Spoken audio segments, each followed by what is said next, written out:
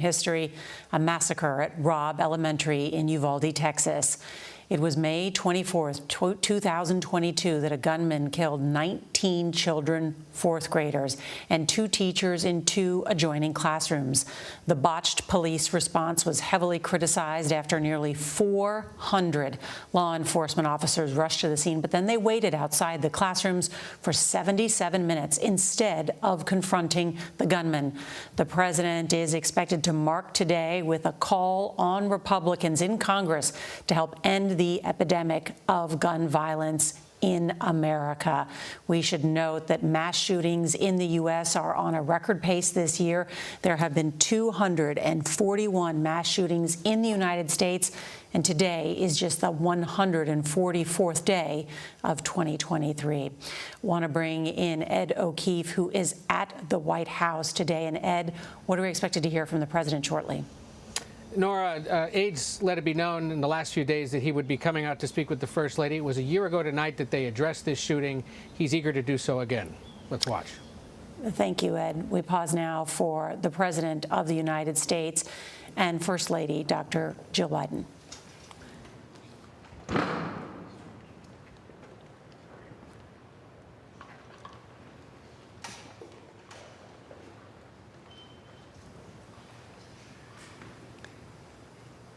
There are candles for each of the young fourth graders who were killed 1 year ago today, and they are pausing to pay their condolences before they make these remarks. Ed O'Keefe is still with us. Ed? Yeah, I remember, Nora, they did a similar candle display when he marked, I believe it was about 500,000 American deaths from COVID. So this is a similar display here, part of an ongoing series of commemorations he's made.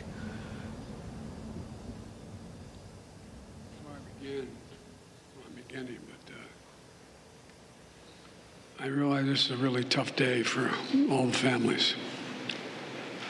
Remembering is important, but it's also painful. 1 year ago today, Robb Elementary School in Uvalde, Texas, turned into another killing field in America.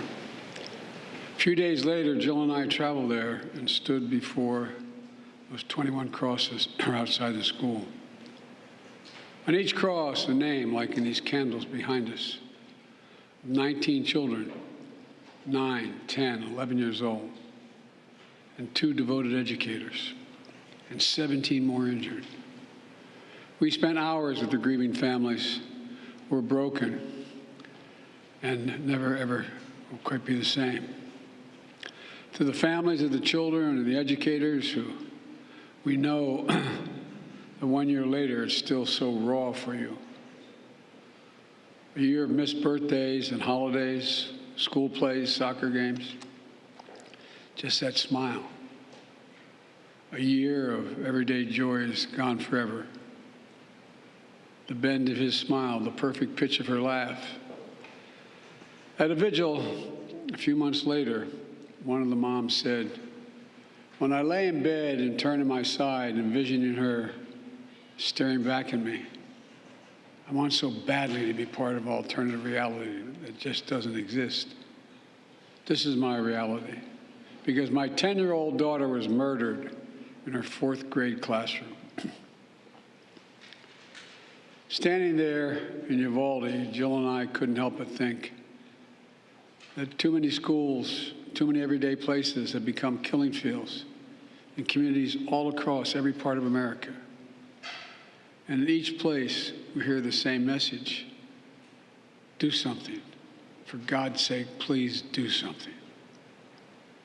We did something afterwards, but not nearly enough. We still need to ban, in my view, AR-15 firearms, assault weapons, once again.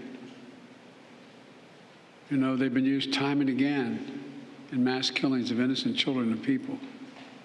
We need to ban high-capacity magazines, the ability to shoot 20, 30, 40, 50, 60 bullets without reloading. Because today, guns remain the #1 killer, the #1 killer of children in America, guns. And over the last year since Uvalde, our country has experienced a staggering 650 mass shootings. And well over, it's hard to say, well over 40,000 deaths due to gun violence. We can't end this epidemic until Congress passed some common sense gun safety laws that keep weapons of war off our streets and out of the hands of dangerous people. Until states do the same thing. How many more parents will live their worst nightmare before we stand up to the gun lobby to establish universal background checks, establish a national red flag laws, require safe storage of firearms, and end immunity from liability for gun manufacturers? The only major corporate entity that doesn't have that's immune to liability.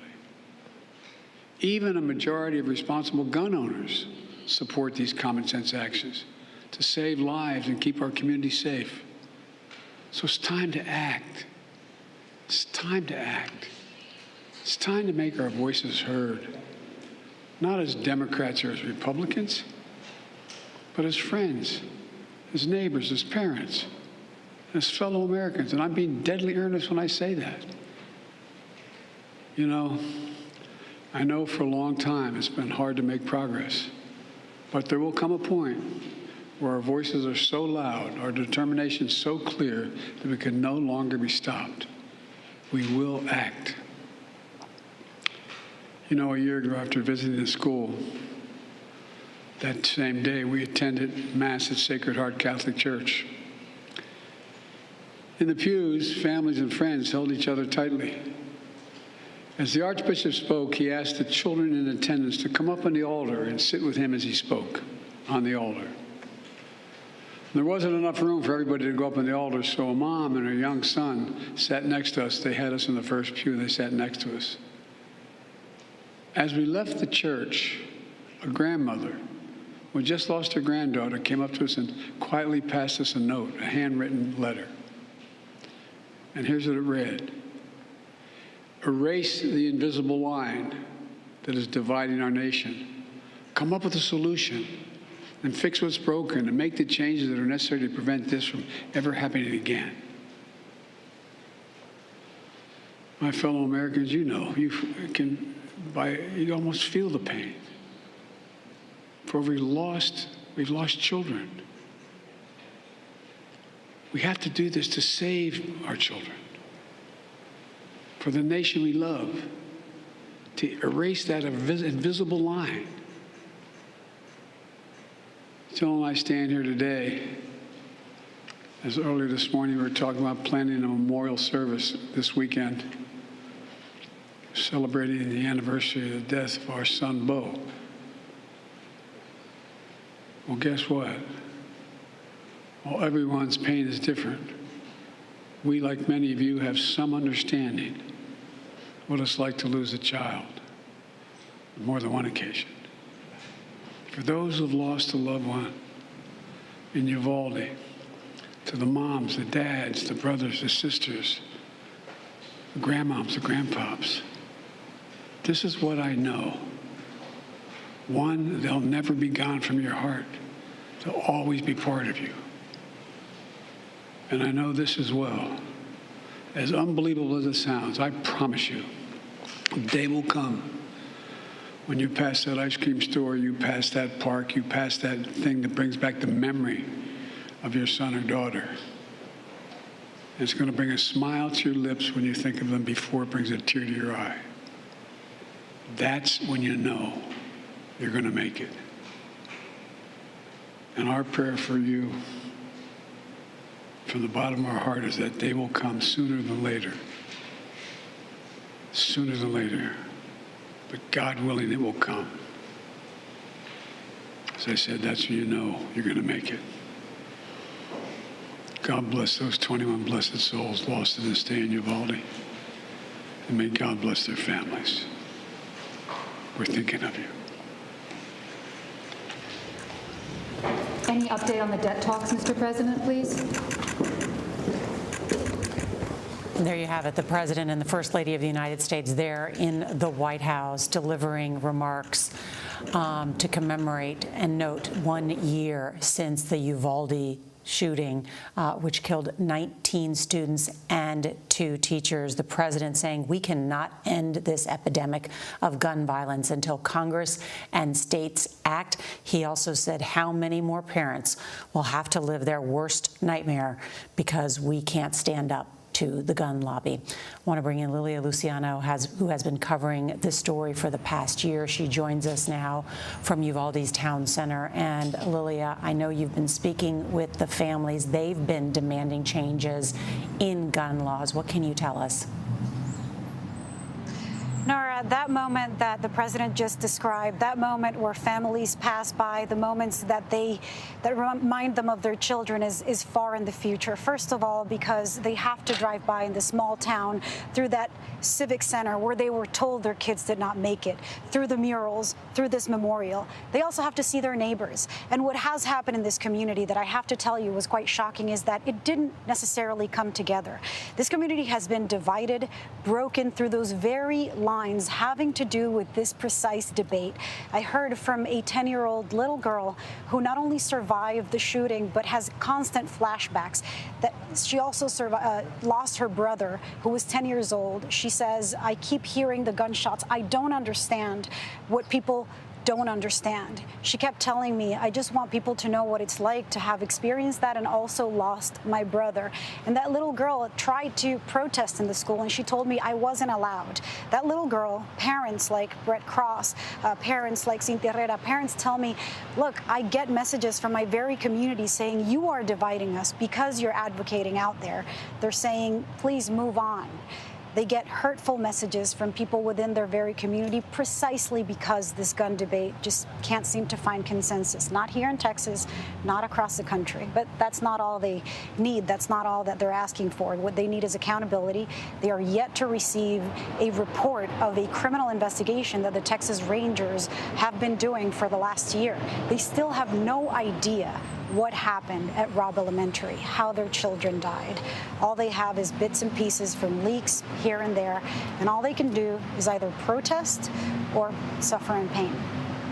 Oh, Lilia, just not only dealing with the grief, but also the frustration of not having answers, as you point out. We should note, too, that there was a slight movement on a bill in Texas that would have raised the age of a purchase of an AR-15 style rifle to 21 years of age from 18, but it missed a key deadline. It never got a vote in the full Texas House, and that has been frustrating for many people, as well as this was a teenage gunman who carried out this massacre at Robb Elementary. Lilia, thank you as always for your empathy and your reporting and speaking with the families there for this past year and sharing it with us here. Thank you.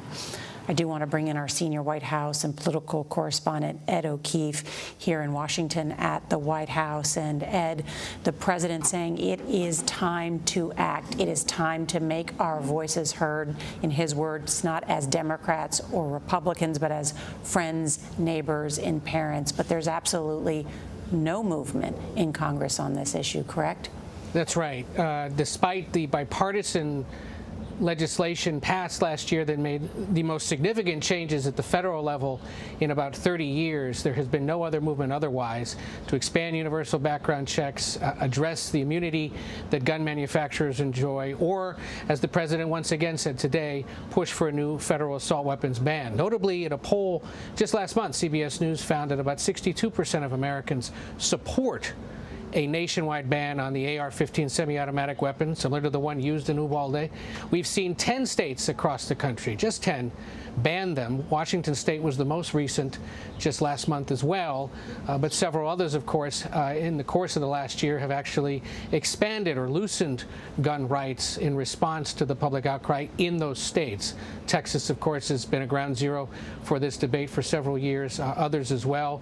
The other frustrating thing for gun control liberal advocates or those who would like to restrict gun rights is the fact that several states were pushing in the past year to target the immunity that those gun manufacturers enjoy, or to at least be able to more closely target those that are buying firearms. The gun lobby and other groups that support them pushed back on that and caused that debate to end. So while the president's calling for federal action, there won't be any anytime soon. In fact, there have been some here in town in the last few days, Nora, who said if he was serious about this, he would use the ongoing debt talks and the conversations with the House Speaker to raise the issue and find a way to work on this.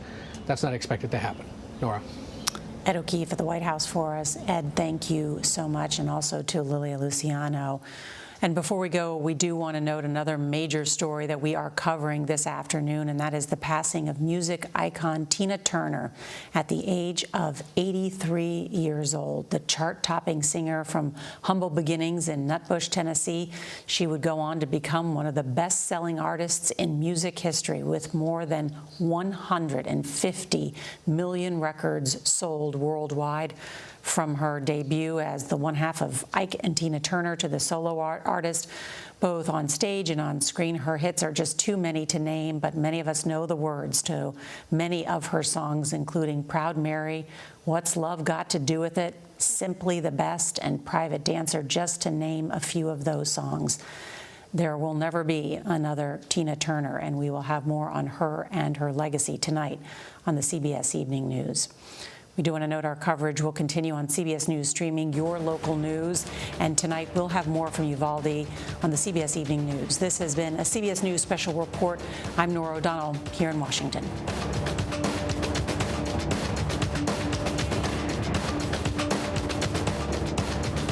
You just saw it there, CBS's special report as President Biden marked 1 year since the school shooting in Uvalde, Texas, that killed 19 students and 2 teachers at Robb Elementary School.